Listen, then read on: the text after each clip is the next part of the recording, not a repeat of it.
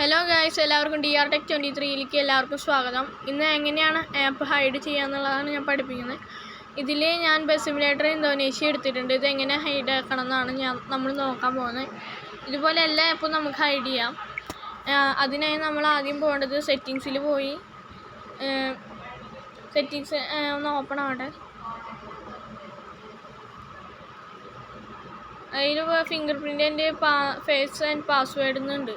അതിൽ ഒന്ന് ക്ലിക്ക് ചെയ്യാം. അപ്പോൾ പ്രൈവസി ആൻഡ് ആപ്പ് എൻക്രിപ്ഷൻ എന്ന് കൊടുക്കും. അതിൽ കൊടുക്കുക.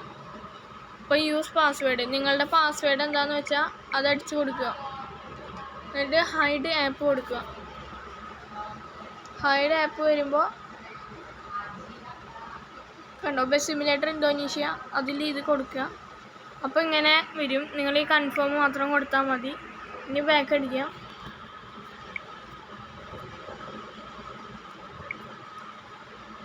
ഇനി നമ്മുടെ അതിൽ ബസ് സിമുലേറ്റർ ഇന്തോനേഷ്യക്ക് എടുക്കണ്ടോ നോക്കാം ഗൈസ്.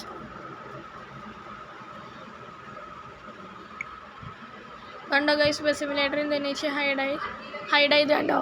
വീഡിയോ ഇഷ്ടപ്പെട്ടാൽ സബ്സ്ക്രൈബ് ചെയ്യുക, ഷെയർ ചെയ്യുക, ലൈക്ക് ചെയ്യുക, ബെല്ലൈക്കൺ ഒന്ന് ക്ലിക്ക് ചെയ്തോളൂ.